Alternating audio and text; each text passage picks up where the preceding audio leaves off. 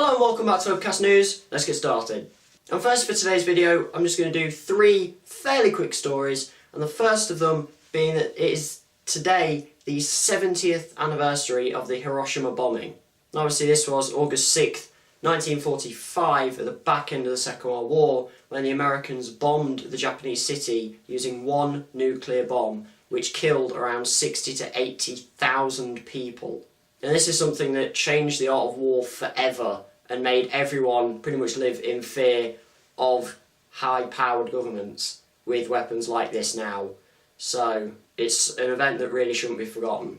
In some lighter news, Sony Pictures have announced some details for 16 films that will be coming out from around 2016 to 2019. Now most of the details are release dates, with release dates being set for Bad Boys sequels 3 and 4, with 3 set for release on the 17th of February 2017, and the 4th in the sequel with a release date of the 3rd of July 2019. Jumanji is also being remade, and that has a release date of Christmas Day 2016. And a sci-fi romance film called Passengers, which is set to star Jennifer Lawrence and Chris Pratt, is set for a release date of the 21st of December 2016.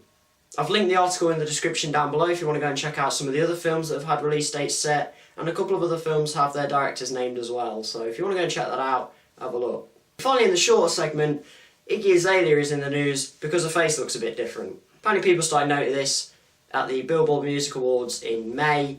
Did I? No. Didn't really watch it. There we go. So people started to think, what's different? And she's now come out and told 17 magazine that she had a nose job. My opinion, well, as some famous person probably said somewhere, sometime, you do you. But I'm going to add, so long as it's within reason. And now into the longer stories I'm going to cover today. And firstly, a part of the flight MH370 was actually found 17 months after the plane disappeared. The part of the plane that was discovered was the flaperon, which is part of the wing of the plane, and it was discovered on the small French island of Réunion, which is off the east coast of Madagascar, and absolutely nowhere near the route the plane was supposed to be going.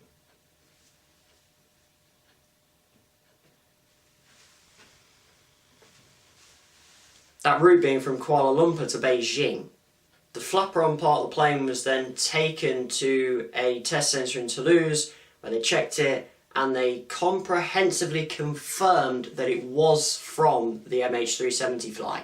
However, they wouldn't go as far as saying that this was where the plane had crashed, because, well, pieces can float to anywhere, really. And as good as it is, the relatives of the some 239 victims of the flight say that this proves nothing, to which sadly I have to agree. And the Australian search team, which have been going at this for a good 17 months, so good on them for keeping on going, they've said that they are going to keep searching for more of the planes to try and find answers to what actually happened, and they feel a duty towards the victims' families, which is very good of them. So as this may only be a very small step to finding the plane, it's a very good step as well. And finally is another story in the Bobbi Kristina Browns sort of saga, I guess. Now, for those of you who don't know, Bobbi Kristina Browns is the daughter of Whitney Houston and Bobby Brown. And sadly, of course, Whitney Houston died 3 years ago after being found unconscious in a bathtub. And probably linked, Bobbi Kristina Browns was also found unconscious in a bathtub and then was put into an induced coma on January the 31st, 2015. She then passed away on July 26th and was buried August 3rd. However, it's the in-between sections that have brought this news story forward. While she was in her coma, and it was actually just a few days before her death, the National Enquirer got pictures of Bobbi Kristina Browns on what turned out to be her deathbed and ran them as a front cover for their magazine. And then to make this even worse, again, we don't actually know if this is National Enquirer, but a picture was taken of Bobbi Kristina Browns in her casket on the viewing day, which was on Friday, and this has been sold for a 6-figure amount to an unknown media source, which is horrific. And this has now led to a family feud between the Houston family and the Brown family, And I'm not on about the TV programme, I mean an actual feud. Because they are blaming each other for who invited the person who took the picture.